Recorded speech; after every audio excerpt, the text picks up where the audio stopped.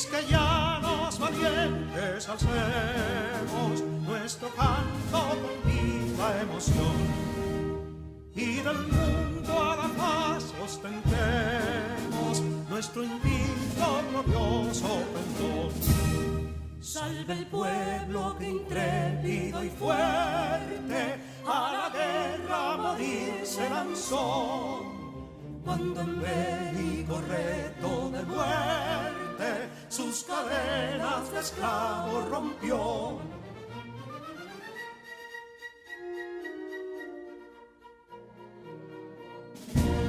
Ningún pueblo ser libre merece si es esclavo, indolente y servil. Si en su pecho la llama no crece, que templó el heroísmo viril, más que estrella la indómita y brava, siempre altiva la frente alzará, que si fuere mil veces esclava, otras tantas ser libre sabrá.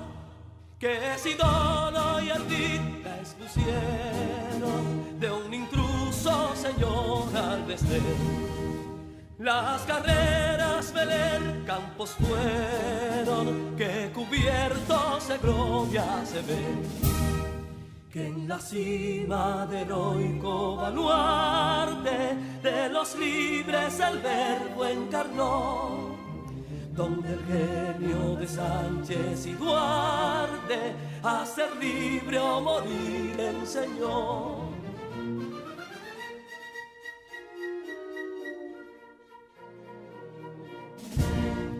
Y si pudo inconsulto caudillo de esas glorias el brillo empañar, de la guerra se vio en Capotillo la bandera de fuego ondear. Y el incendio que atónito deja de Castilla al soberbio león, de las playas gloriosas le aleja, donde flota el cruzado pendón. Compatriotas, mostremos erguida nuestra frente orgullosos de hoy más, que Quisqueya será destruida, pero sierva de nuevo jamás. Que santuario de amor cada pecho, donde la patria se siente vivir, y es su escudo invencible el derecho, y es su lema ser libre o morir.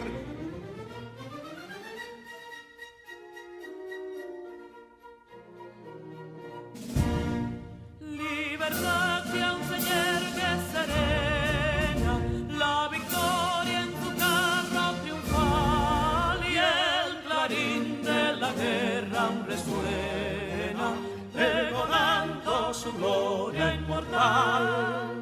Libertad, que los ecos se agiten mientras llenos de noble ansiedad nuestros campos de gloria repiten: libertad, libertad, libertad.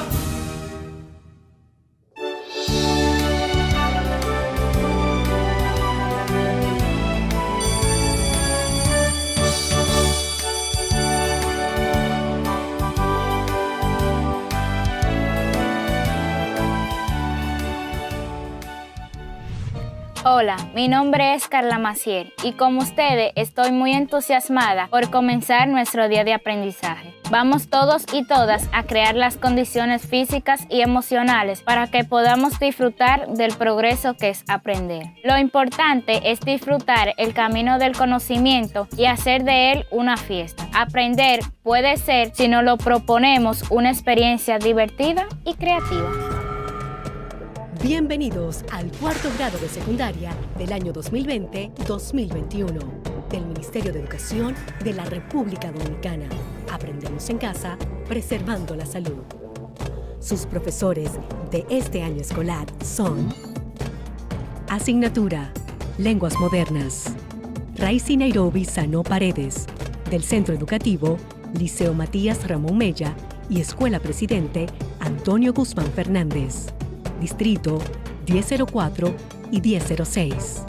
Habilidades: creativa y proactiva.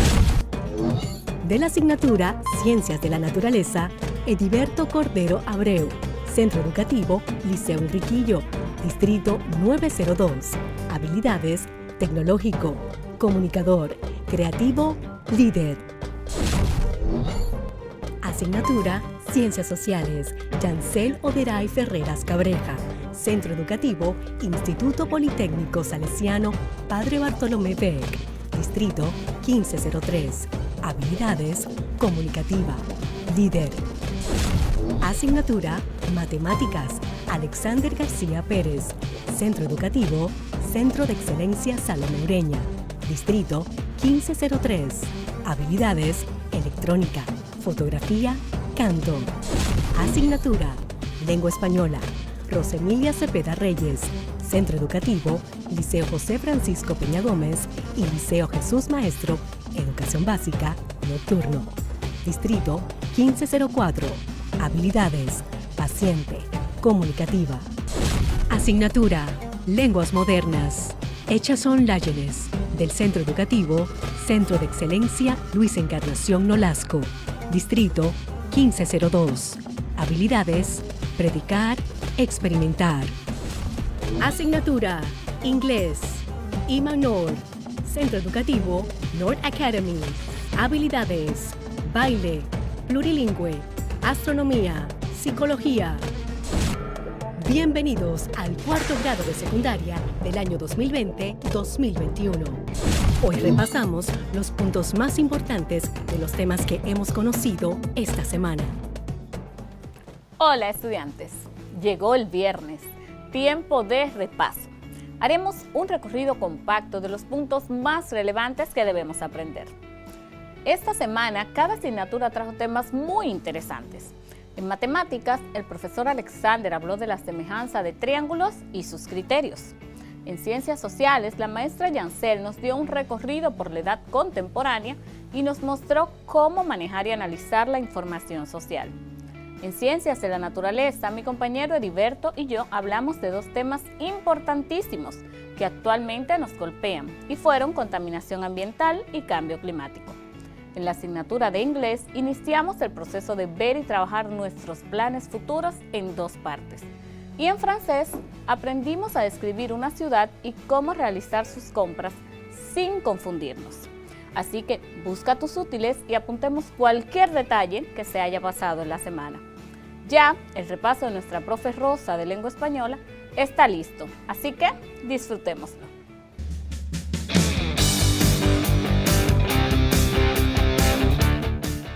Soy su maestra Rosa Cepeda.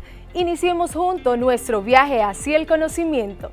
La intención pedagógica del día es que ustedes observen acciones en diferentes tiempos verbales y aprendan a identificar la función de los adjetivos, narradores, los personajes y el tema dentro de la novela, logrando al mismo tiempo el disfrute y desarrollo de su imaginación al leer.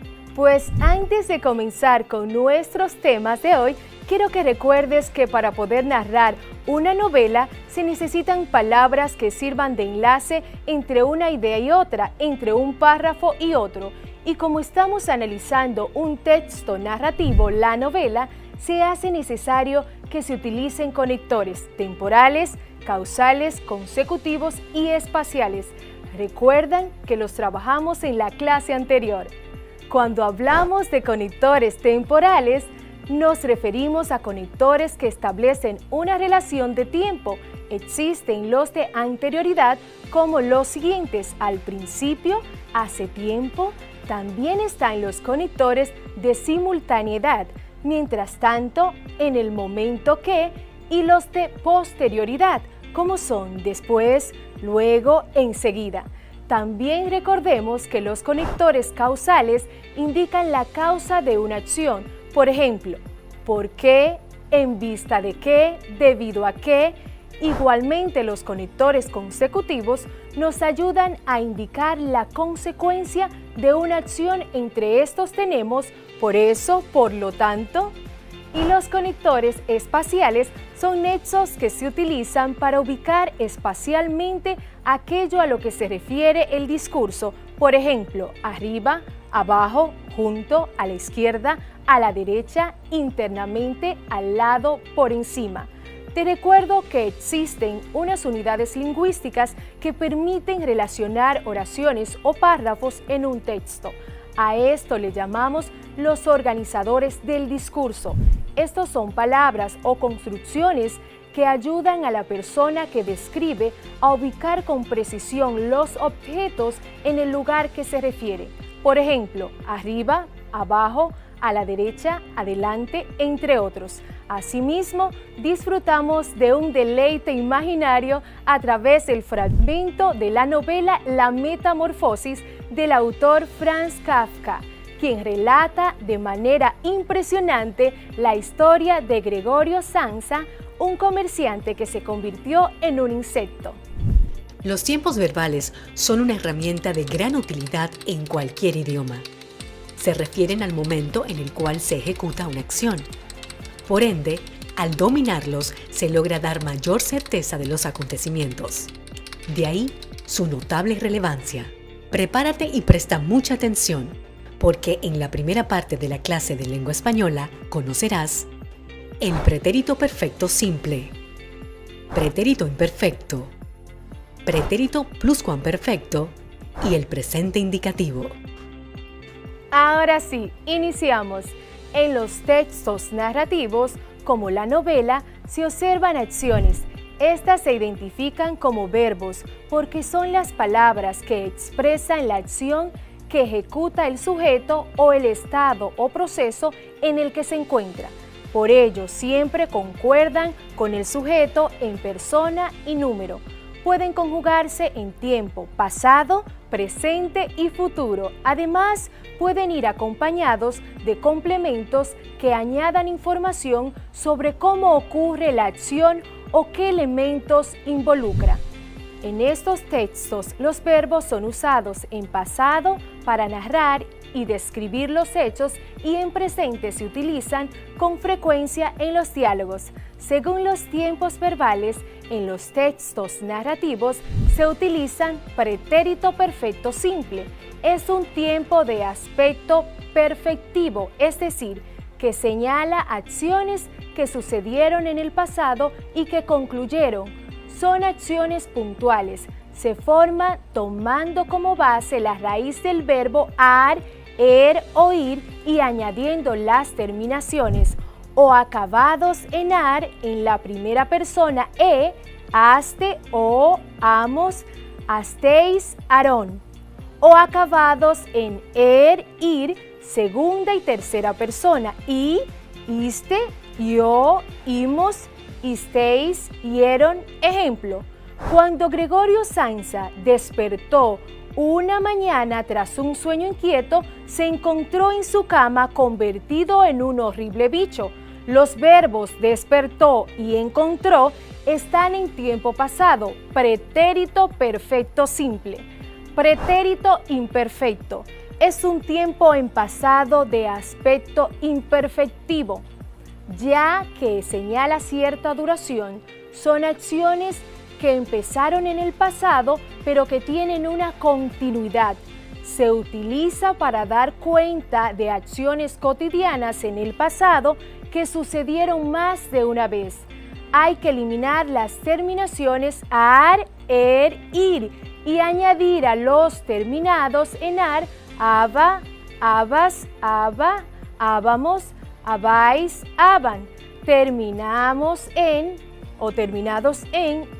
ir, ia, ias, ia, íamos, iais. Ejemplo, Gregorio pasaba las noches y los días casi sin conciliar el sueño. A veces se le ocurría imaginar que iba a abrirse la puerta de su cuarto y que él iba a encargarse de nuevo, como antes, de los asuntos de la familia. Los verbos pasaba y ocurría están conjugados en tiempo pretérito imperfecto. pretérito pluscuamperfecto. Es el pasado del pasado, ya que se refiere a acciones remotas que sucedieron con anterioridad. Para formar este tiempo verbal se emplea el verbo auxiliar haber en pretérito imperfecto más el participio de los verbos terminados en ar. Su participio es ado. Los terminados en ar, er, su participio es ido. Verbo auxiliar haber más participio. Ejemplo, pero ahora podía haber permanecido allí semanas enteras sin que por eso la hermana se hubiera aplicado más, pues veía la porquería tan bien como él, pero estaba por lo visto decidida a dejarla. Los verbos haber permanecido y hubiera aplicado están conjugados en tiempo pretérito pluscuamperfecto. El presente de indicativo indica que la acción expresada por el verbo se da en el mismo momento en el que se habla. Se emplea en la narración de hechos actuales. Se utiliza para conseguir un mayor acercamiento de los hechos o lo que pudieron haber ocurrido. Terminado en o, as, es, a, e, amos, imos, an, en. Ejemplo, la preocupación de los negocios es mucho mayor cuando se trabaja fuera que si se trabajara en el mismo almacén. Y no hablemos de esta plaga de los viajes, cuidarse de los enlaces de los trenes, la comida mala, irregular, relaciones que cambian con frecuencia, que no duran nunca, que no llegan nunca a ser verdaderamente cordiales. Los verbos en presente indicativo son trabaja, hablemos, cambia, dura. Vamos a poner en práctica lo aprendido hasta el momento.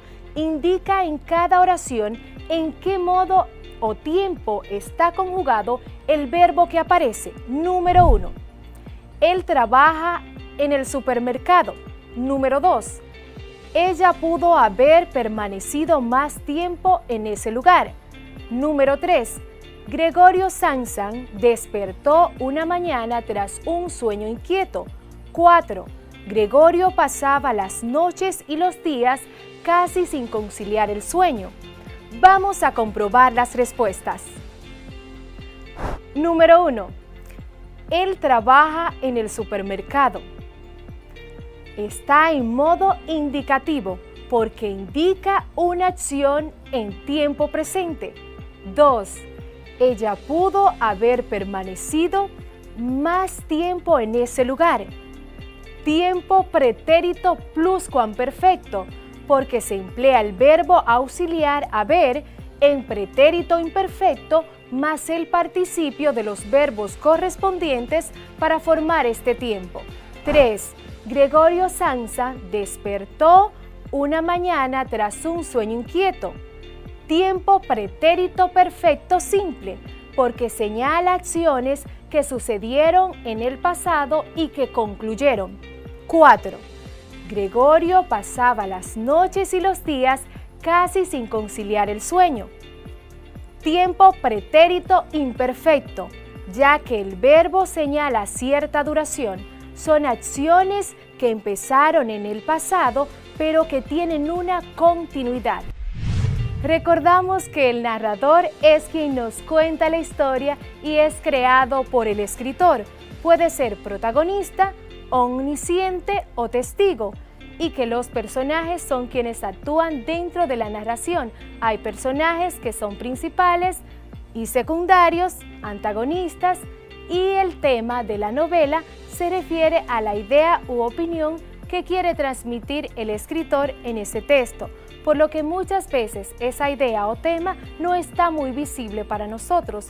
Es por esto que deben leer detenidamente e ir haciendo subrayados de los aspectos importantes.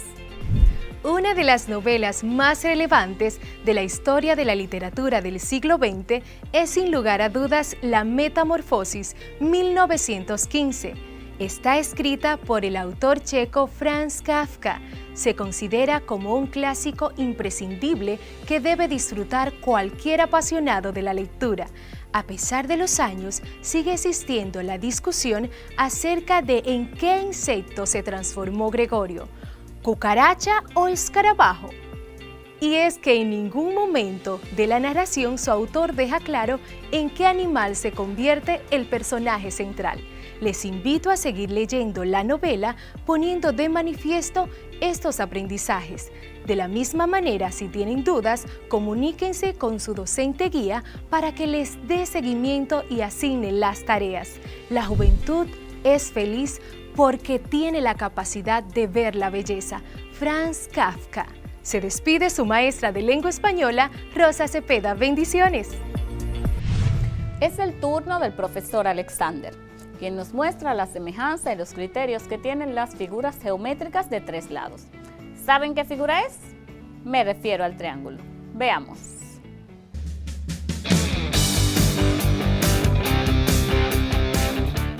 Bienvenidos y bienvenidas al único lugar donde las matemáticas toman sentido. Soy tu profesor Alexander García, esto es cuarto de secundaria. En este día aprenderás sobre la semejanza de triángulos, con el fin de poder comprender su significado y aplicarlo en la solución de problemas. Así que sin más, iniciemos. Antes de profundizar el concepto de semejanza de triángulos, se interiorizará solamente el concepto de semejanza. Para que lo puedas realizar es necesario el conocimiento de los lados correspondientes y del concepto de proporcionalidad. Los lados correspondientes. Lados correspondientes son los lados en las posiciones coincidentes de dos polígonos. Si los dos polígonos son congruentes, los lados correspondientes son iguales. Si los dos polígonos son similares, la razón de cualesquiera dos lados correspondientes es la misma para todos los lados. La proporcionalidad es una relación o razón constante entre diferentes magnitudes que se vayan a medir. Para que comprendas mejor, vamos a la pizarra y consideremos la siguiente figura. Tenemos aquí en nuestra pizarra dos triángulos semejantes, a los cuales en el primer triángulo llamaremos a los lados el lado A, lado B y lado C. En el triángulo semejante nombraremos los lados con el nombre de A', B' y C'. Cuando hablamos de A', B' y C', nos referimos a la letra cuando tiene un apóstrofe, para así diferenciarla del primer triángulo. En el primer triángulo tenemos que el lado A mide 3 centímetros, el lado B mide 4 centímetros y el lado C mide 5 centímetros. Los lados correspondientes en el segundo triángulo tenemos el lado A' que mide 6 centímetros, el lado B' que mide 8 centímetros y el lado C' que mide 10 centímetros. Cuando dos lados son correspondientes, imagina tus manos, tu mano izquierda y tu mano derecha. Si la colocas una enfrente de la otra, cada dedo caerá con su dedo correspondiente, el meñique con el meñique, el anular con el anular y así sucesivamente. De eso se trata cuando hablamos de lados correspondientes en polígonos, en este caso en triángulos. Si yo intentara poner un triángulo de esto uno encima del otro, el lado correspondiente será el lado que coincida de manera exacta con el polígono que queda debajo. Ahora bien, ¿a qué llamamos proporcionalidad? Llamamos proporcionalidad, como habíamos dicho, a cuando tengo unos lados en un triángulo con cierta medida. En el triángulo semejante, los lados correspondientes guardan también una proporcionalidad, es decir, una razón. ¿Cómo comprobamos esto? Si dividimos el lado más grande correspondiente con el lado más grande en el primer triángulo, veremos que dará el mismo resultado. Por ejemplo, veamos con el lado A. El lado A' dividido entre el lado A del primer triángulo debe ser igual al lado B' dividido entre el lado B del primer triángulo, lo que será igual al lado C' dividido entre el lado C del primer triángulo. Si sustituimos los datos que tenemos aquí, tendremos A' igual a 6 centímetros dividido entre 3 centímetros del lado A. igual a B', 8 centímetros, dividido entre el lado B, que es igual a 4 centímetros, igual al lado C', que es 10 centímetros, dividido entre el lado C, que es igual a 5 centímetros. 6 dividido entre 3 es igual a 2. 8 dividido entre 4 también es igual a 2. 10 dividido entre 5 también es igual a 2. Por tanto, cuando tenemos dos triángulos cuyos lados al dividir sus medidas de manera correspondiente da siempre el mismo resultado, tenemos entonces un caso de proporcionalidad. Eso es lo que tenemos aquí. Entonces, esa proporcionalidad, ese número 2, es lo que conocemos como razón de semejanza. Para que comprendas un poco mejor el concepto de semejanza, y te invito a que veas la siguiente cápsula. El concepto de semejanza en matemática está muy ligado al concepto de proporcionalidad. En esta ciencia se dice que dos objetos son semejantes si guardan una proporción entre ellos. Veamos algunos ejemplos de la relación existente entre semejanza y proporcionalidad. A la hora de evaluar polígonos, en nuestro caso triángulos, para determinar si son semejantes o no, existen algunos criterios que podemos seguir para hacerlo de forma más simple. A esos criterios se le conoce como criterios de semejanza de triángulos. Criterios de semejanza de triángulos. Se dice que dos figuras geométricas son semejantes si tienen la misma forma sin importar los tamaños entre ellos. Para los triángulos tenemos los siguientes criterios que nos ayudan a determinar cuándo estos son semejantes. Criterio ángulo-ángulo. Dos triángulos son semejantes si tienen dos ángulos iguales. Criterio lado-lado-lado. Dos triángulos son semejantes si tienen los lados proporcionales. Criterio lado-ángulo-lado.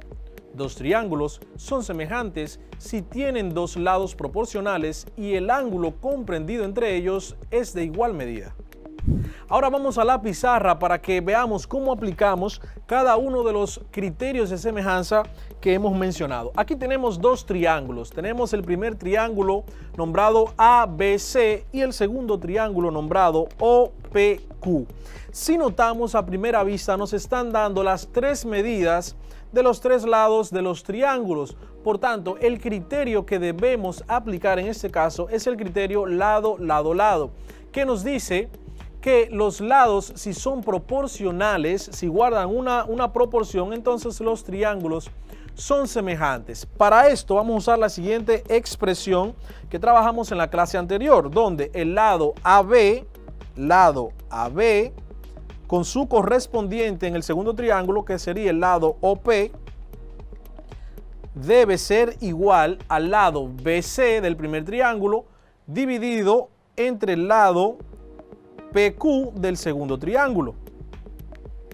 Y esto debe ser igual al lado AC, dividido entre el lado OQ del segundo triángulo. Esto será igual a R o a R. Eso es una razón de semejanza, como vimos en la clase pasada. Sustituyamos los valores por la medida de cada uno de esos que previamente nos han dado y comprobemos si son semejantes o no. El primer lado, el lado AB mide 12 centímetros, dividido entre el lado OP, que mide 18 centímetros. Eso debe ser igual al lado BC, que mide 10 centímetros, dividido entre el lado PQ, que es su proporcional, que mide 15 centímetros, que es su lado congruente, igual al lado AC, que mide 15 centímetros, dividido entre el lado OQ, que mide 22.5 centímetros. Es su lado correspondiente en el segundo triángulo. Esto debe ser igual a una razón. Si calculamos, usamos nuestra calculadora y tenemos el lado AB 12 dividido entre 18. Eso nos da un total de 0.66. Le ponemos la línea encima del 6 que indica que es periódico y se repite indefinidamente. Esto debe ser igual al lado BC entre el lado PQ, que es 10 dividido entre 15, también nos da 0.66 periódico, lo que debe ser igual al lado AC dividido entre el lado OQ, 15 centímetros dividido entre 22.5 centímetros, lo que nos da también 0.66 periódico. ¿Qué significa esto? Que esto representa una razón de semejanza porque da el mismo resultado, es decir, guardan una proporción. De esta manera podemos decir que el triángulo ABC es semejante al triángulo OPQ por el criterio lado, lado, lado. Ahora veamos el siguiente caso. Vamos a variar los datos que tenemos aquí para entonces identificar por otro criterio si los triángulos serían semejantes. Vamos a borrar esto por acá y imaginemos lo siguiente. Tenemos un lado que mida 7 centímetros. Tenemos otro lado que mida 17 centímetros. A ver, 17.5 centímetros. Tenemos otro lado por aquí que mediría 8 centímetros. Y otro de los lados que mide entonces 20 centímetros. Y tenemos un ángulo de 65 grados. Un ángulo aquí de 65 grados. Automáticamente nosotros observamos los datos que nos están dando la medida de dos lados y un ángulo. El criterio que debemos aplicar aquí es el criterio lado, ángulo, lado, que dice que si dos lados en un triángulo son proporcionales a dos lados en un segundo triángulo y el ángulo comprendido entre estos dos lados es de igual medida, entonces los triángulos serán semejantes.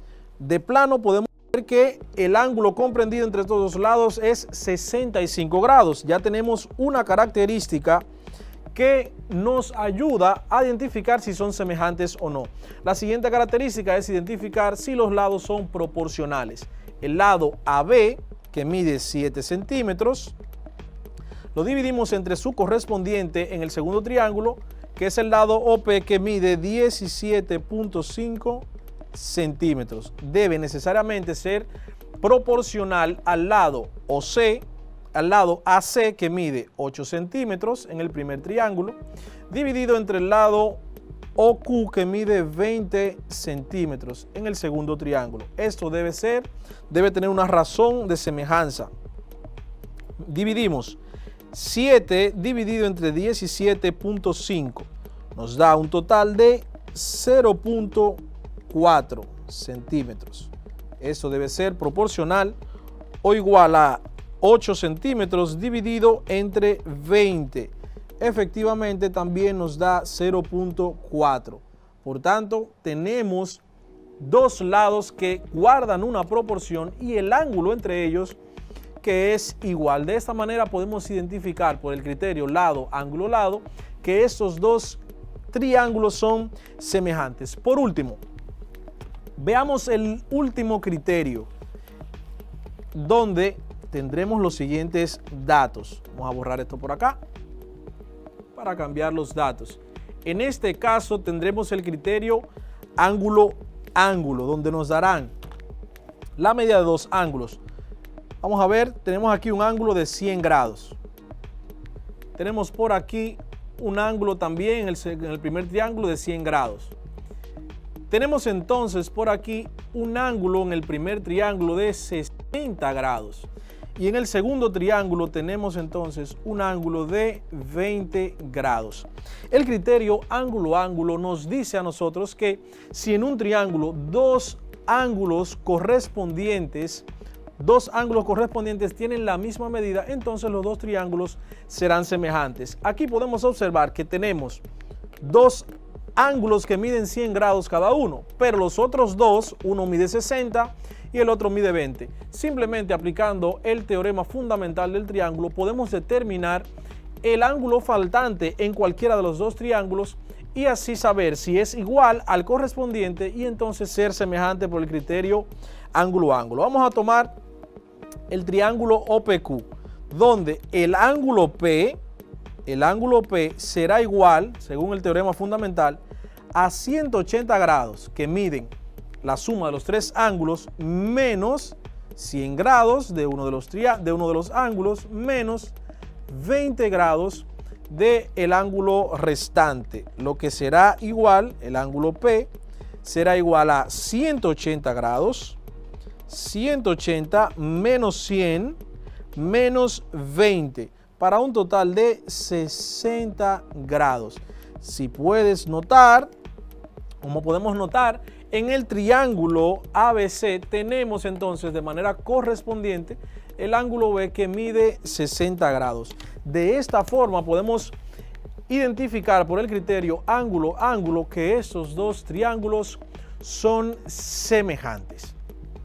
Muchos la consideran un juguete, para otros es un deporte.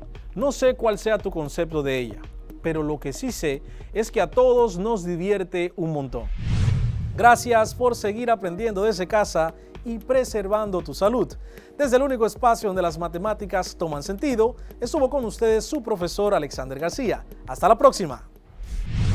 Es momento de un primer receso. Al regreso, los repasos de ciencias sociales y ciencias de la naturaleza. Ya volvemos.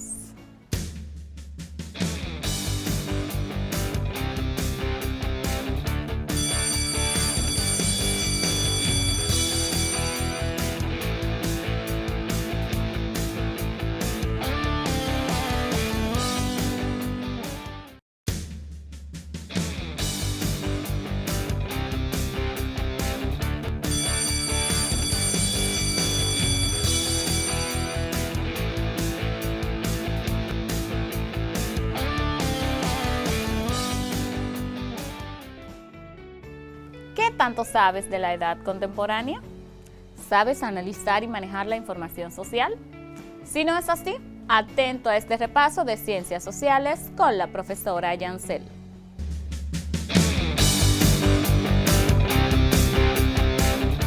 Los primeros años de la edad contemporánea tuvieron una importancia extraordinaria porque permitieron dar un salto cualitativo en la historia. Dichos cambios están fuertemente relacionados a dos factores, de los cuales se desprenden los demás. El primero fue la Revolución Industrial a mediados del siglo XVIII, luego la Revolución Francesa y la Declaración de los Derechos del Hombre en 1789. Estos dos fenómenos transformaron para siempre los modos y medios de producción, así como las expectativas políticas de las generaciones históricas, lo que desató una serie de cambios revolucionarios indetenibles. ¿Quieres saber cuáles fueron sus características? Pues este se caracterizó por: la edad contemporánea es una de las más complejas de describir, dado el enorme volumen de cambios que se han producido en menos de 3 siglos. Por eso, es preferible resumir a muy grosso modo sus características. De acuerdo a su área específica de interés, la edad contemporánea se caracterizó por la implementación de gobiernos totalitarios que se oponían a las nuevas ideas de libertad y de derechos humanos, la consolidación del sistema capitalista y de la burguesía, en parte debido a la revolución industrial, la creciente división económica entre el primer y el tercer mundo, a pesar de la descolonización que permitió la independencia de varias naciones, las disputas y los enfrentamientos entre las potencias europeas que desencadenaron guerras sin precedentes, la primera pandemia de influenza en 1918, también llamada la gripe española, aunque se dice que no surgió en este país, el avance de los Estados Unidos como gran potencia mundial y el desarrollo tecnológico aplicado a las comunicaciones, a la producción industrial, a la salud y al desarrollo urbano. Pero la característica más singular de esta etapa es sin duda la tecnología, pues ningún otro periodo de la historia humana supuso una carrera tecnológica tan acelerada y desenfrenada como lo fue la contemporaneidad. especialmente las etapas de finales del siglo XIX y principios del siglo XX. La revolución industrial supuso la automatización del trabajo y por ende la maximización de su efectividad, pudiendo producir a niveles masivos y permitir así el surgimiento de la sociedad de consumo. Los enormes avances en la medicina y la farmacología extendieron la expectativa vital del ser humano hasta sus mayores límites históricos. La aparición del computador nos brindó la más potente herramienta jamás alcanzada, gracias a la cual las telecomunicaciones pudieron multiplicarse y hacia finales del siglo XX producirse la llamada Sociedad de la Información. La pandemia de 1918, o como mejor se conoce, la gripe española, fue la pandemia más grave de la historia reciente. Fue causada por el virus H1N1, con genes de origen aviar.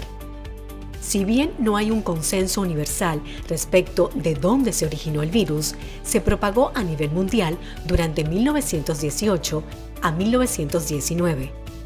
Se calcula que aproximadamente 500 millones de personas, o un tercio de la población mundial, se infectó con este virus. La cantidad de muertes estimada fue de al menos 50 millones a nivel mundial y 675.000 en Estados Unidos. Las propiedades que hicieron que fuera tan devastador no están claramente definidas.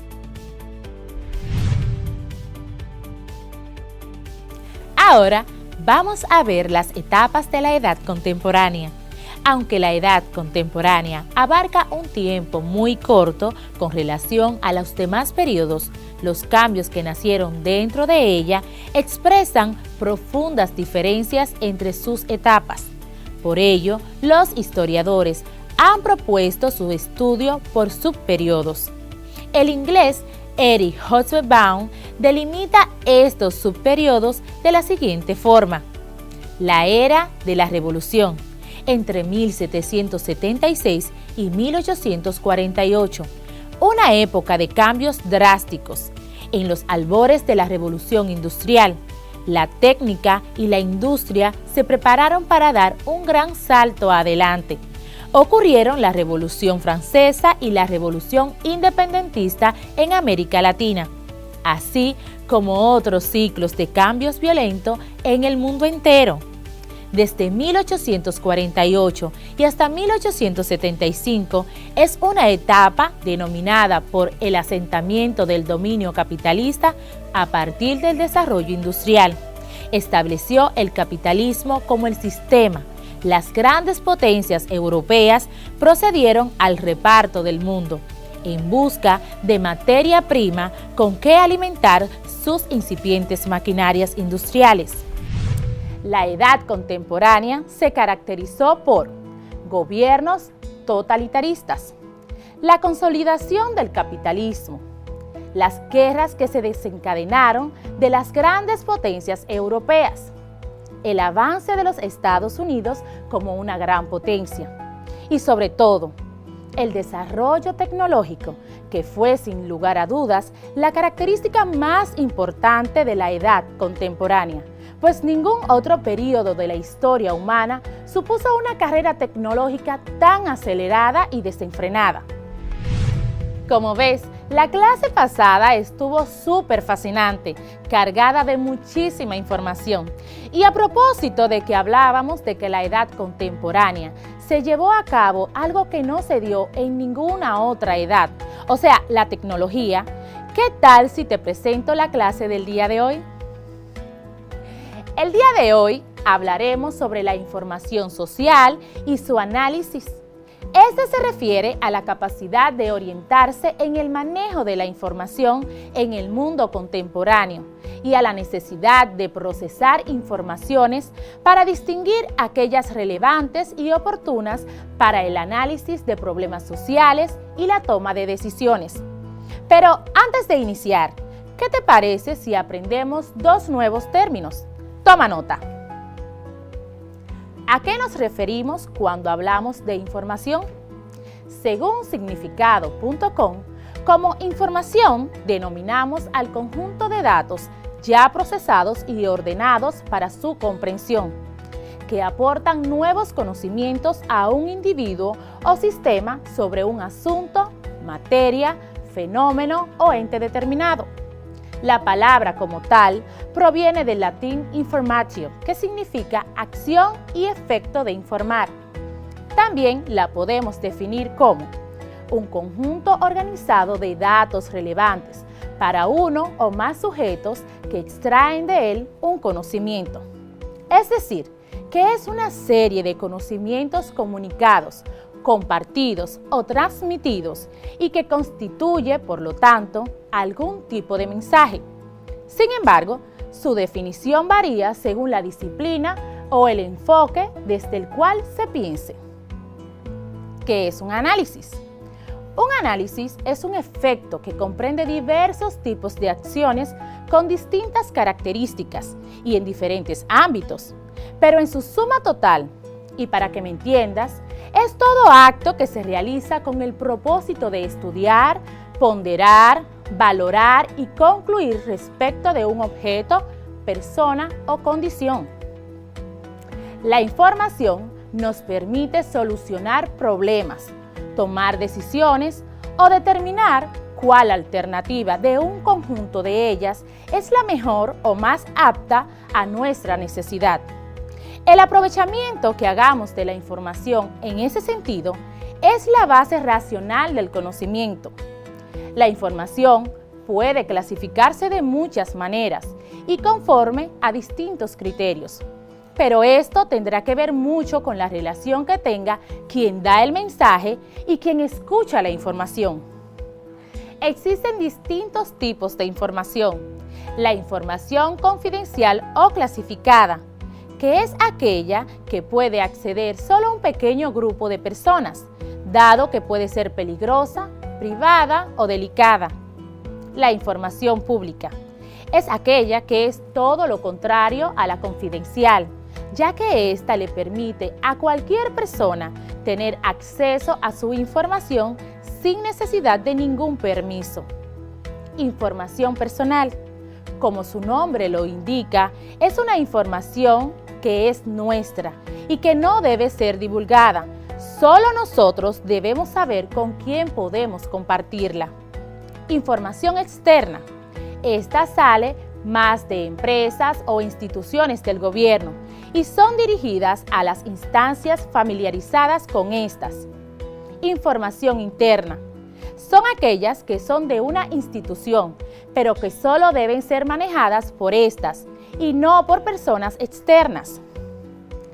La información es un bien preciado en la sociedad humana e incluso en algunas sociedades animales. Por un lado, el manejo de la información puede incidir sobre la conducta de los individuos, ya que permite formas complejas de cooperación y organización. Por otro lado, la acumulación de información y de conocimiento permite abrir las puertas a cambios revolucionarios en la sociedad, ya sea de la mano de lo científico-tecnológico, de lo filosófico o de lo político-social. Desde siempre, la propaganda y la censura han sido formas en que el Estado controla qué informaciones circulan libremente y cuáles no. Esto se ha complejizado en la llamada sociedad de la información y gracias a las nuevas tecnologías de la información y comunicaciones TIC. Hoy más que nunca la información es de vital importancia en una era marcada por la llegada de la revolución digital, la cual, por cierto, ha transformado la cotidianidad de las personas.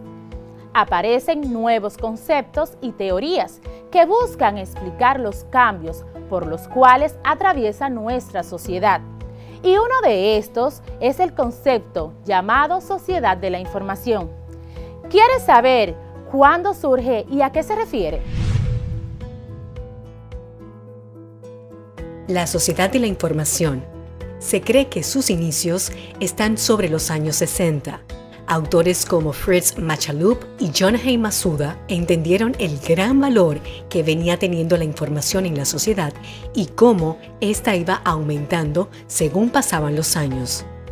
Desde entonces se habla de la sociedad de la información.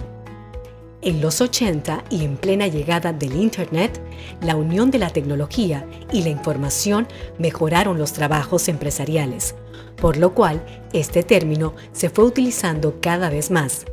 Ya en los 90, con la expansión del Internet y la llegada de la tan utilizada World Wide Web, logramos lo que se podría llamar una post-revolución industrial, ya que se dieron avances significativos que facilitaron la difusión de la información y el conocimiento. Esto permitió que en la actualidad sea más fácil encontrar cualquier información en la web, pero el término ha ido evolucionando y muchos ahora lo llaman la sociedad del conocimiento, el cual se refiere a una sociedad de suma educación, la cual impulsará la innovación y el desarrollo económico.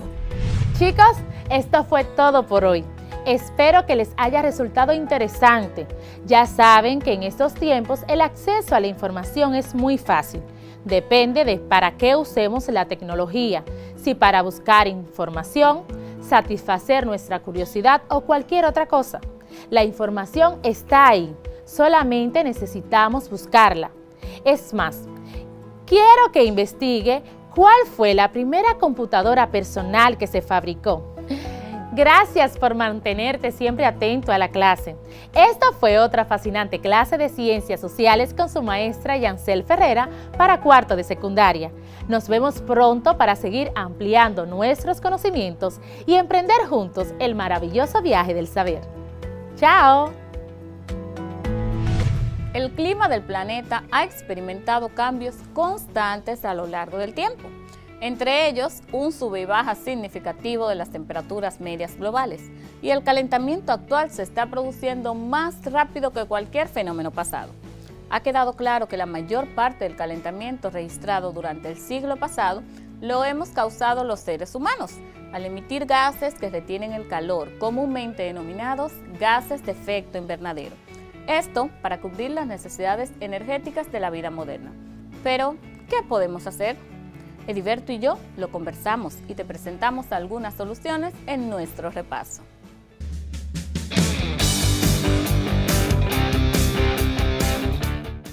Buen día, pueblo de Dios, bendiciones. Bienvenidos nuevamente a su clase de Ciencias de la Naturaleza con sus profesores Ediberto Cordero y Pedens Serrano. Continuamos nuestro aprendizaje en el mundo fantástico de las ciencias de la naturaleza y esta vez seguiremos conversando sobre los ecosistemas. Son innumerables los factores que pudiesen incidir en los cambios de los ecosistemas, pero el principal de ellos es la contaminación ambiental. La contaminación ambiental se debe a las sustancias y partículas químicas liberadas en el aire, principalmente por acciones humanas. Esta contaminación afecta ecosistemas completos alrededor del mundo. La contaminación también puede causar muchos problemas a la salud humana y también puede causar la muerte. La contaminación atmosférica puede ser tanto externa como interna. La contaminación es el ingreso de sustancias nocivas en un entorno determinado. Este fenómeno afecta al equilibrio de dicho entorno y lo convierte en un ambiente inseguro. Las causas de la contaminación ambiental dependen de varios agentes y varían según el ecosistema al que afecten. Cuando hablamos de entorno, nos referimos tanto a un ecosistema como a un medio físico o a un ser vivo. Cuando el agente contaminante se encuentra en concentraciones elevadas y repercute de manera negativa sobre esos entornos, se produce una contaminación del espacio natural, lo que da lugar a consecuencias devastadoras sobre él. Hablemos sobre los tipos de contaminación. Dependiendo del ambiente en el cual se produzca la alteración de las condiciones normales, habrá diferentes tipos de contaminación, entre las cuales podemos citar contaminación del agua o contaminación hídrica, contaminación del aire, contaminación del suelo, contaminación visual y contaminación acústica. Contaminación del agua o contaminación hídrica. Esta consiste en la alteración del agua con sustancias no apropiadas, como vertidos de aguas residuales, la ganadería, agricultura, y los agentes contaminantes del agua pueden ser físicos, químicos o biológicos. Contaminantes químicos proceden de la industria química, donde se generan productos tóxicos como ácidos, disolventes orgánicos, plásticos derivados de petróleo, abonos sintéticos y pesticidas. Agentes físicos provienen de las acciones causadas por la actividad del ser humano, como el ruido, la radioactividad, el calor y la energía electromagnética. Contaminantes biológicos, provocados por la descomposición y la fermentación de los desechos orgánicos, como son los excrementos, el serrín de la industria forestal, el papel, los pesticidas de las fábricas y los desagües. Contaminación del aire. El aire se encuentra en todo nuestro alrededor, por lo tanto es esencial para la vida. En ocasiones, los seres humanos podemos contaminar el aire. Por ejemplo, la liberación de humo y polvo de las fábricas y los autos causan contaminación atmosférica o del aire. La contaminación del aire se debe a las sustancias y partículas químicas liberadas en el aire principalmente por acciones humanas.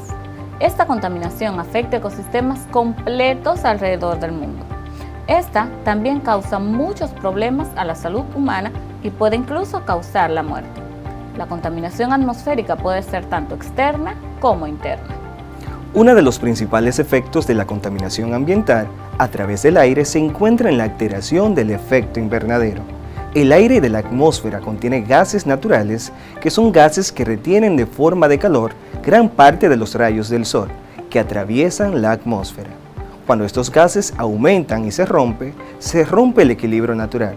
Las temperaturas suben y se produce el llamado calentamiento global, causante del cambio climático.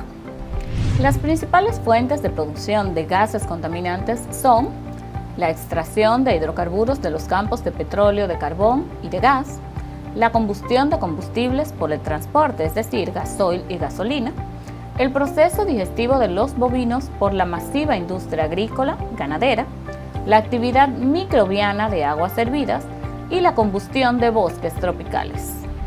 Contaminación del suelo. Es la presencia de sustancias que afectan negativamente las características y propiedades del suelo, provocando así un desequilibrio físico, químico y biológico que afectan a los seres vivos y a su entorno natural. El suelo puede ser contaminado a través del aire o del agua, los cuales pueden introducir agentes contaminantes al mismo. Algunos ejemplos de contaminantes del suelo son almacenamientos subterráneos. Estos contienen líquidos y gases derivados del petróleo que entran en contacto con la tierra a través de las filtraciones de los conductos. Pesticidas. Esta es la principal causa de contaminación del suelo por la gran cantidad de químicos que contienen y que la tierra absorbe hasta llegar al agua subterránea. Residuos urbanos. Basura doméstica y comercial que no es tratada de manera adecuada para evitar su negativo impacto ambiental. Aquellos desechos que no se descomponen permanecen cientos de años en la tierra y en el agua. Residuos industriales. Pesticidas, líquidos químicos y restos de combustibles y metales que provienen de la producción textil, papelera, alimentaria y petrolera. La minería. El trabajo de una mina genera un enorme impacto ambiental en el ecosistema. Ejemplo de ello son cientos de cambios en la morfología del terreno o la contaminación del aire y del suelo. Pero, ¿cuáles son las consecuencias que pueden tener para los seres vivos la contaminación del suelo? Como resultado de un suelo contaminado podemos tener: número 1, disminución de la fertilidad de ese suelo; número 2, aumento de la erosión, entre otros; número 3, desplazamiento de las poblaciones; número 4, contaminación del agua y el aire; número 5, desaparición de especies; y número 6, calentamiento global. Por otro lado, tenemos la contaminación visual. Se conoce como contaminación visual a la modificación del entorno como producto de la existencia de elementos cuya presencia impide o dificulta la visibilidad. Dentro de las consecuencias de la contaminación visual, puede primero producir estrés, lo cual es perjudicial para la salud. Entre algunos problemas de contaminación visual que son evidentes, tenemos, por ejemplo, la proliferación de carteles publicitarios en las calles, carreteras y vías públicas. Contaminación acústica o sonora. es aquella producida como consecuencia de alteraciones causadas por el exceso de ruidos que sobrepasan los niveles sonoros naturales del medio ambiente. Estos sonidos pueden ser provocados por actividades humanas, tales como son la industria, la construcción, el comercio, la aeronavegación y el entretenimiento. Dentro de las consecuencias, el sonido se mide en decibeles y los límites sanos son 65 decibeles en el día y 55 decibeles en la noche. Cuando el sonido pasa de esos niveles se considera ruido y es muy dañino para la salud. En el día de hoy conoceremos el cambio climático, qué es, cómo nos afecta y qué podemos hacer al respecto. Quédate con nosotros en el día de hoy. A través del tiempo hemos sido testigos e incluso hemos escuchado a nuestros antecesores muchas veces expresar hace un tiempo o en otras épocas, expresando cómo eran las cosas hace un tiempo atrás con respecto a costumbres, tradiciones e incluso las condiciones climáticas. Los grandes cambios, las variaciones en la estabilidad de las temperaturas y los fenómenos atmosféricos más agresivos, fuertes y fuera de épocas han sido producto en su mayoría del descontrol de las temperaturas atmosféricas. Y para entender esto es importante que repasemos algunos conceptos. Busca tu cuaderno y vamos anotando. Atmósfera es la capa gaseosa que cubre la Tierra. Protege la vida de la Tierra, absorbiendo en la capa de ozono parte de la radiación solar ultravioleta, reduciendo así las diferencias de temperatura entre el día y la noche, y actúa como un escudo protector contra los meteoritos. Es como tener un escudo gigante protegiéndonos del sol y manteniéndonos frescos. Esta, a su vez, está compuesta por varias capas, como son troposfera, estratosfera, mesósfera, termósfera y exósfera. Troposfera. Está situada a unos 10 o 12 kilómetros de la superficie terrestre. Es la capa en la que se producen los movimientos horizontales y verticales del aire, que son provocados por los vientos y otros fenómenos atmosféricos como las nubes, lluvias, cambios de temperatura. Estratosfera. Es la capa que se encuentra entre los 10 kilómetros y los 50 kilómetros de altura. Los gases se encuentran separados formando capas o estratos de acuerdo a su peso. Una de ellas es la capa de ozono que protege a la Tierra del exceso de los rayos ultravioleta provenientes del Sol. Las cantidades de oxígeno y dióxido de carbono son casi nulas y aumentan la proporción de hidrógeno. Actúa como regulador de la temperatura, siendo una parte inferior cercana a los menos 60 grados centígrados y aumentando con la altura hasta 10 o 17 grados centígrados. Mesósfera. En esta capa la temperatura disminuye hasta los menos 70 grados centígrados, conforme aumenta su altitud. Se extiende desde la estratopausa, es la zona de contacto entre la estratosfera y la mesósfera, hasta una altura de unos 80 kilómetros, donde la temperatura vuelve a descender hasta menos 80 grados centígrados o menos 90 grados centígrados. Su límite superior es la mesopausa. Termósfera. Es la capa que se encuentra entre los 90 y los 400 kilómetros de altura. En ella existen capas formadas por átomos cargadas eléctricamente llamados iones. Al ser una capa conductora de la electricidad, es la que posibilita las transmisiones de radio y televisión por su propiedad de reflejar las ondas electromagnéticas.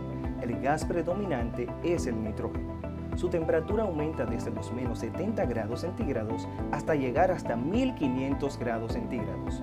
Su límite superior es la termopausa o ionopausa. Exósfera. Es la capa en la que los gases poco a poco se dispersan hasta que la composición es similar a la del espacio exterior. Es la última capa de la atmósfera y se localiza por encima de la termósfera, aproximadamente a unos 580 kilómetros de altitud, en contacto con el espacio exterior donde existe prácticamente el vacío. Es la parte de la región atmosférica más distante de la superficie terrestre. En esta capa la temperatura no varía y el aire pierde sus cualidades. Los principales gases dentro de la exósfera son los gases más ligeros, es decir, hidrógeno, helio, dióxido de carbono y oxígeno atómico. Otras capas de la Tierra que intervienen en este proceso son hidrosfera. Es la capa de agua presente en la Tierra. es el albergue de los ecosistemas acuáticos que vimos en las clases anteriores y esta representa el 75% del planeta. Por otro lado tenemos la biosfera, que es la capa de la Tierra donde se albergan los ecosistemas terrestres y donde vivimos los seres vivos. Entre ambos ecosistemas existe equilibrio. Como dijimos anteriormente, funciona a la perfección, siempre y cuando no rompamos este equilibrio. Así es, Ediberto. Conceptualizando de acuerdo con la Convención Marco de las Naciones Unidas sobre Cambio Climático, este se entiende como un cambio de clima atribuido directa o indirectamente a la actividad humana, que altera la composición de la atmósfera y que se suma a la variabilidad natural del clima observada durante periodos de tiempo comparables. Por otro lado, el panel intergubernamental de expertos sobre cambio climático lo define como cualquier cambio en el clima con el tiempo debido a la variabilidad natural o como resultado de las actividades humanas. Desde el punto de vista meteorológico, se llama cambio climático a la alteración de las condiciones predominantes. Los procesos externos, tales como la variación de la radiación solar, variaciones de los parámetros orbitales de la Tierra, los movimientos de la corteza terrestre y la actividad volcánica, son factores que tienen gran importancia en el cambio climático. La definición más general del cambio climático es una variación del sistema climático durante periodos largos de tiempo, independiente de la causa. Por consiguiente, las variaciones durante periodos más cortos que unas cuantas décadas. El término a veces se usa para referirse específicamente al cambio climático causado por la actividad humana, en lugar de cambios en el clima que pueden haber sido resultado como parte de los procesos naturales de la Tierra. En este sentido, especialmente en el contexto de la política medioambiental, el cambio climático se ha convertido en sinónimo del calentamiento global. En las publicaciones científicas, el calentamiento global se refiere al aumento de las temperaturas superficiales, mientras que el cambio climático incluye calentamiento global y todos los demás efectos que van aumentando los niveles de los gases del efecto invernadero. Según la Convención Marco de las Naciones Unidas sobre el Cambio Climático, se define cambio climático en su artículo número 1, párrafo 2, como un cambio del clima atribuido directa e indirectamente a la actividad humana que altera la composición de la atmósfera y que se suma a la variabilidad natural del clima, observada durante periodos de tiempos comparables.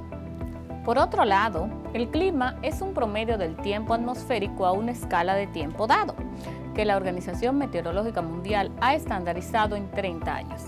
Los distintos climas se corresponden principalmente con la latitud geográfica, la altitud, la distancia al mar, la orientación del relieve terrestre con respecto a la insolación, es decir, los vertientes de Solana y Umbría, y a la dirección de los vientos, que son las vertientes de Sotavento y Barlovento, y por último, las corrientes marinas. Estos factores y sus variaciones en el tiempo producen cambios en los principales elementos constituyentes del clima, como la temperatura atmosférica, presión atmosférica, vientos, humedad y precipitaciones.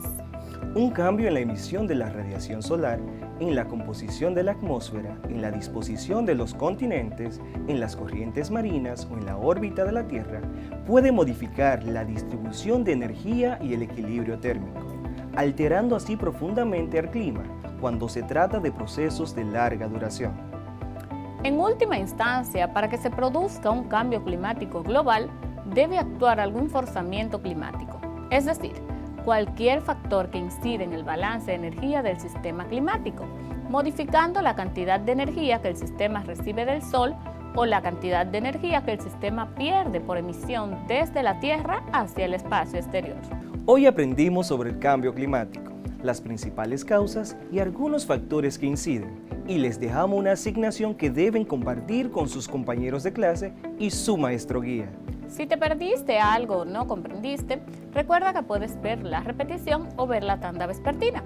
También tienes la opción de buscarnos en nuestros medios digitales y a través de nuestros canales de YouTube, donde puedes pausar, retroceder y volver a ver cuantas veces necesites este y todos los contenidos. Sigue cuidándote y adoptando las medidas de distanciamiento correctas. Y recuerda que aprendemos desde casa, preservando la salud. Hasta luego. Bye. Interesantísimo este tema sobre el calentamiento global. Yo espero que hayan tomado notas de este y de los anteriores. Al regreso, llegan los idiomas. No se muevan.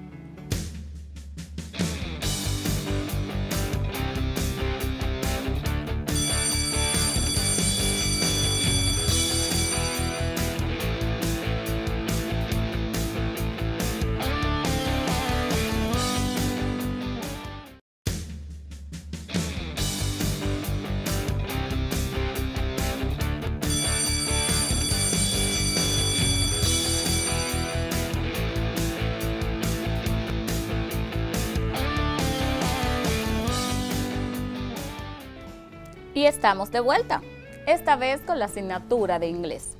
En esta semana, la profe Raisi e Iman nos enseñan cómo hacer planes a futuro y cómo prepararnos para luego de salir de la escuela. Expressions and Future Plans. Veamos.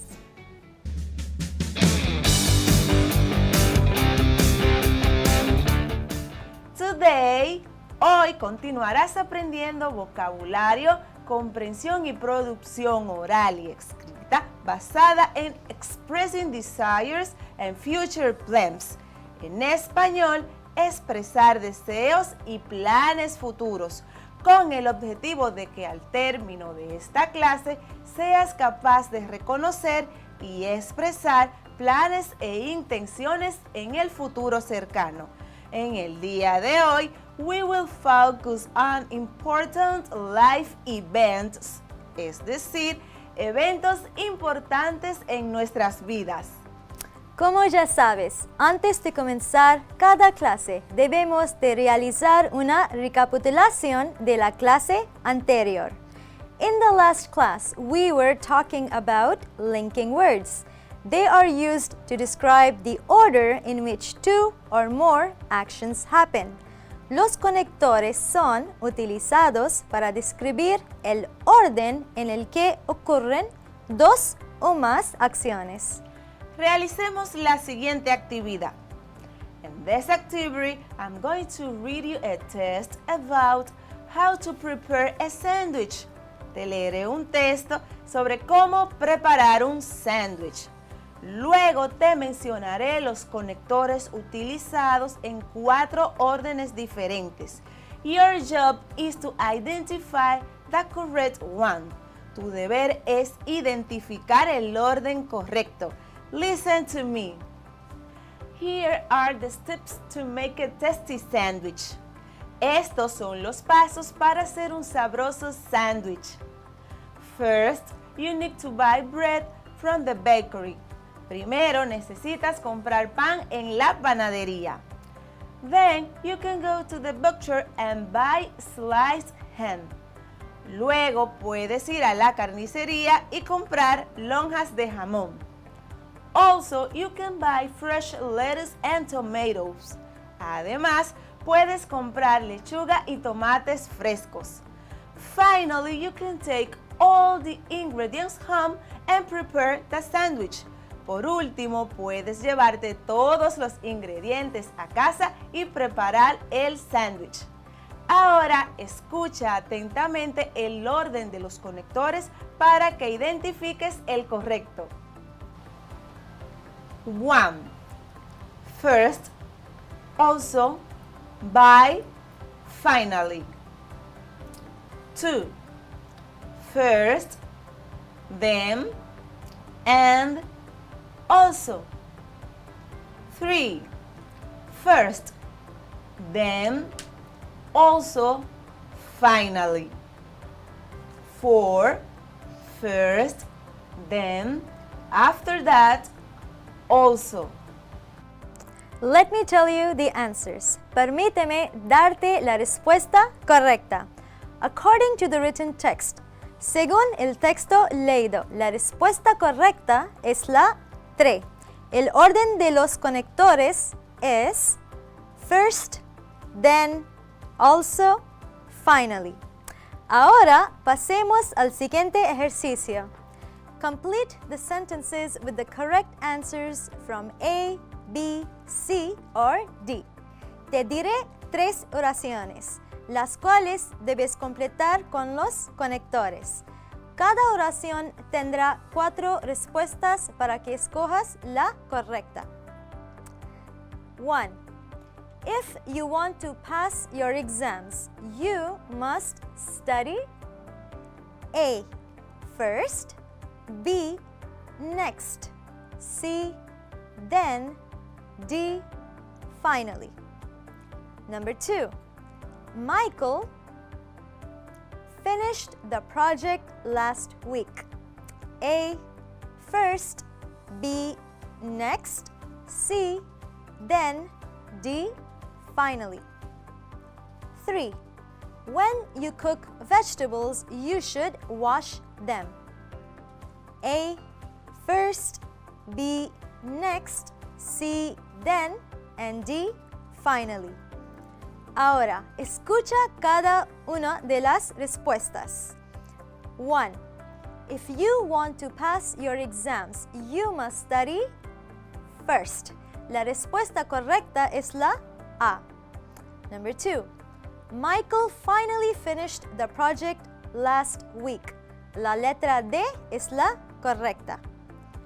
3. When you cook vegetables, you should wash them first. La letra A es la respuesta correcta. ¿Sabes lo que sigue luego de haber recapitulado la clase anterior? Estoy segura que sí. You have homework for today. En la asignación de la clase te pedimos que pensaras en lo que haces por la mañana para prepararte. How could you use these linking words to establish a clear order? ¿Cómo podrías utilizar las palabras conectoras para establecer un orden claro? Y debías escribir tu rutina matutina utilizando de 3 a 5 conectores de los que aprendiste. Yo te diré mi rutina. In the morning, first I make my bed. Then I make coffee. After drinking my cup of coffee and checking my schedule for the day, I get ready. Finally, I leave the house. Es decir, por la mañana primero arreglo mi cama y luego hago café.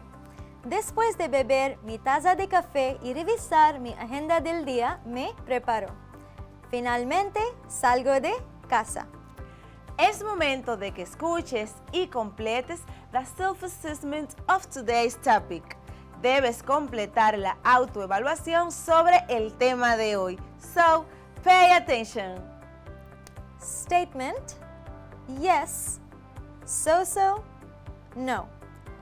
I can identify vocabulary for major life events, like getting married, graduating, having children, renting an apartment, etc.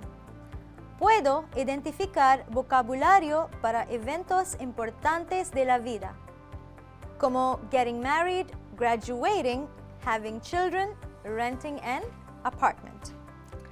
Today's class will be focused on a vocabulary. La clase de hoy estará enfocada en un vocabulario. Presta atención to your teacher Iman. Get married, graduate, have children, rent an apartment, buy a house, move to a new town, open up a business, see the world. Volveré a repetir el vocabulario y me encantaría que tú por igual lo hagas. I also will give you its meaning. También te diré el significado de cada expresión. Get married, que significa casarse. Graduate significa graduarse. Have children significa tener hijos. Rent an apartment significa alquilar un apartamento. Buy a house quiere decir comprar una casa. Move to a new town means mudarse a una nueva ciudad.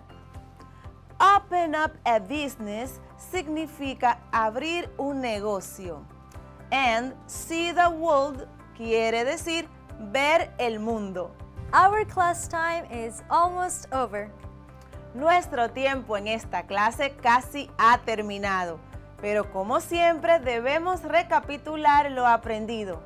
Today we were learning important life events. Hoy estuvimos aprendiendo un vocabulario sobre eventos importantes en nuestras vidas. Esperamos pongas en práctica todo lo que has aprendido con nosotras. También esperamos que te haya gustado la clase de hoy. No olvides cambiar la respuesta de tu autoevaluación si alguna ha cambiado. Y deseando tengas un buen día, your English teachers, Raisi Sano and Iman Nur, se despiden. Have a great day and see you next class. Esta clase de inglés me gustó muchísimo. Lograr una vista de lo que queremos hacer cuando estemos fuera de nuestra escuela es un ejercicio que nos ayudará a fijar metas y propósitos. Gracias, profe Raisi e Iman. Y llegó el momento de francés, quien nos enseñó a describir una ciudad y aprendimos a ir de compras en francés. Veamos este repaso.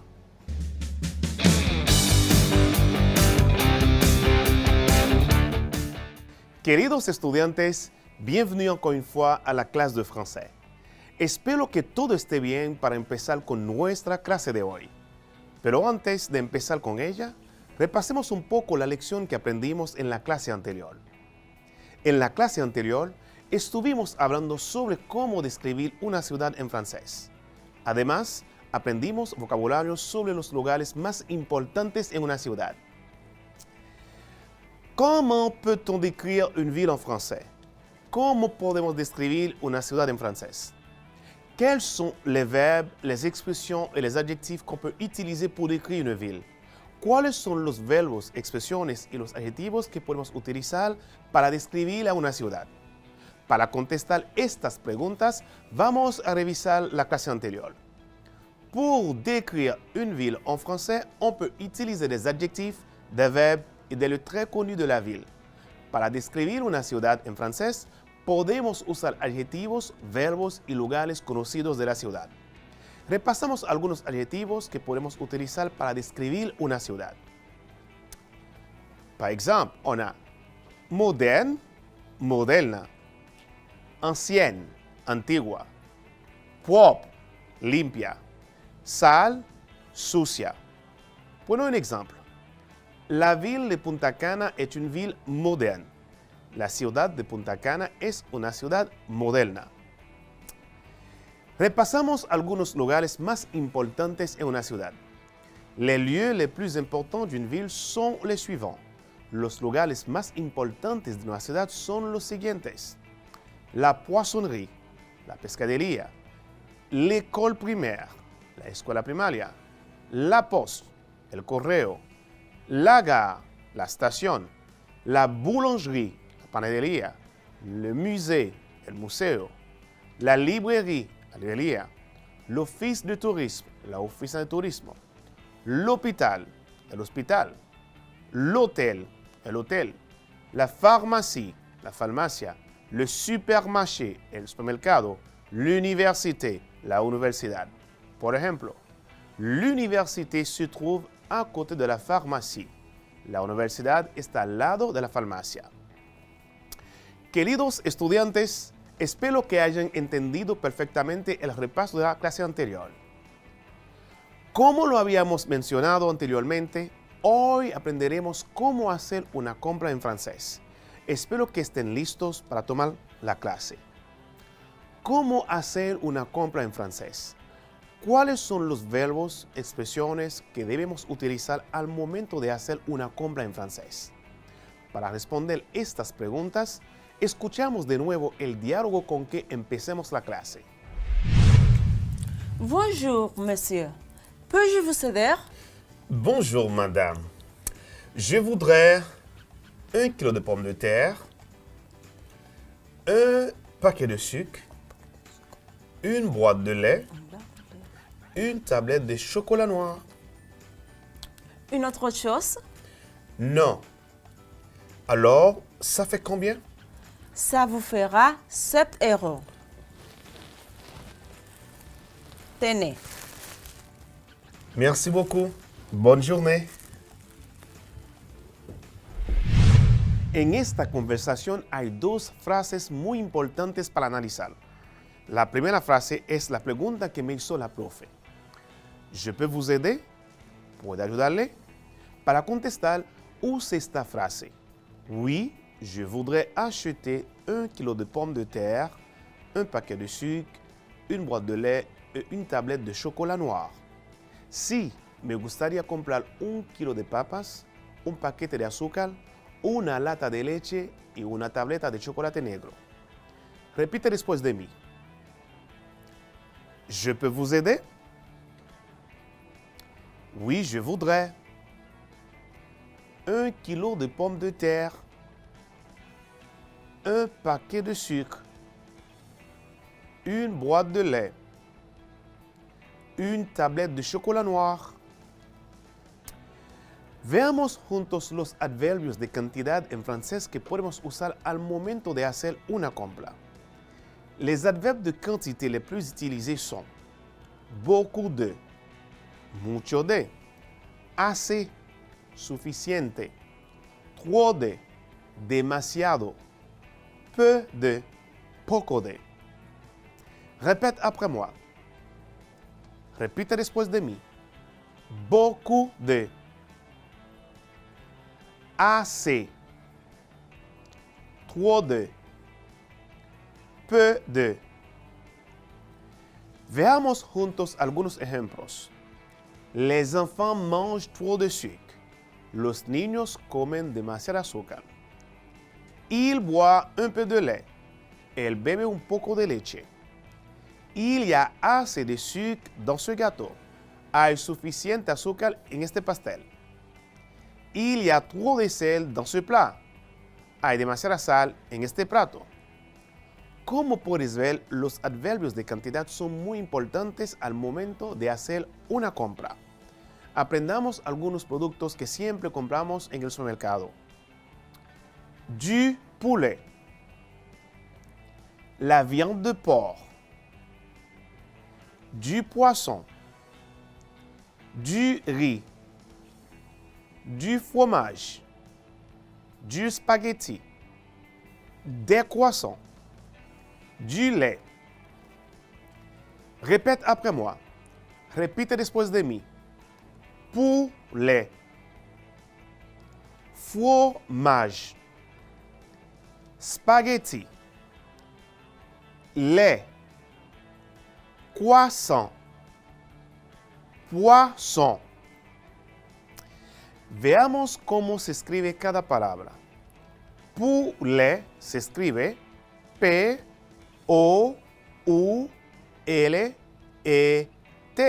Poulet. Fromage se escribe F-R-O-M-A-G-E. Fromage. Spaghetti se escribe S-P-A-G-U-T-T-I.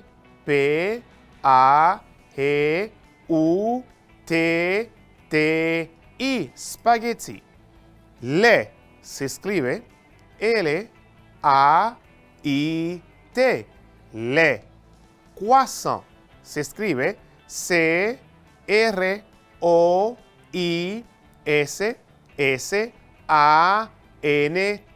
Croissant. Poisson se escribe P-O-I-S-S-O-N.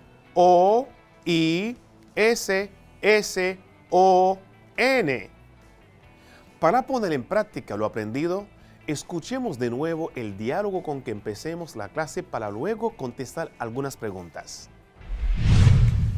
Bonjour, monsieur. Puis-je vous aider? Bonjour, madame. Je voudrais 1 kilo de pommes de terre, un paquet de sucre, une boîte de lait, une tablette de chocolat noir. Une autre chose? Non. Alors, ça fait combien? Ça vous fera 7 €. Tenez. Merci beaucoup. Bonne journée. Réponds par vrai ou faux, verdadero o falso. Número 1. La situation se passe dans la rue. La situación se desarrolla en la calle. Número 2. Le client voudrait acheter un téléphone portable. El cliente desea comprar un teléfono celular. Número 3. Le total de l'achat est de 5 euros. La compra total es de 5 euros. Veamos juntos la respuesta de cada pregunta. Respuesta número 1. Faux. Respuesta número 2. Faux. Y la última respuesta, ¿está bien? Faux. Si tus respuestas fueron estas, te felicito y espero que hayan entendido esta actividad perfectamente. ¿Qué te ha parecido la clase de hoy? Hoy aprendimos cómo hacer una compra en francés. Además, aprendimos expresiones, adverbios que podemos usar al momento de hacer una compra. Revisemos un poco los adverbios y las expresiones más usados al momento de hacer una compra. Pour acheter quelque chose, on peut utiliser les phrases suivantes. Para comprar algo, podemos utilizar las siguientes frases. Frase número 1. Je voudrais. Me gustaría. Frase número 2. Je veux. Yo quiero. Frase número 3. Je prendrai. Yo tomaría. Por ejemplo, je voudrais 2 kilos de pommes de terre et un paquet de sucre. Quisiera 2 kilos de papas y un paquete de azúcar. Repasemos ahora los adverbios de cantidad que podemos usar al momento de hacer la compra. Primero tenemos beaucoup de, mucho de, assez, suficiente, trop de, demasiado, peu de, poco de. Por ejemplo, je veux beaucoup de fromage, quiero mucho queso. Je veux un peu de sucre, quiero un poco de azúcar. Revisamos algunos productos que siempre compramos en el supermercado. Poulet, fromage, spaghetti, lait, croissant, poisson. Queridos estudiantes, para mí ha sido un placer compartir esta clase con ustedes el día de hoy, esperando que puedan poner en práctica lo aprendido con tus familiares y amigos. Recuerda que la salud es lo primero, por eso que aprendemos desde casa. Y te digo, cree en ti mismo y en lo que eres. Sé consciente de que hay algo en tu interior que es más grande que cualquier obstáculo. Con esta frase se despide tu profesor de francés, Echanson la jeunesse. Nos vemos en una próxima clase. À la prochaine.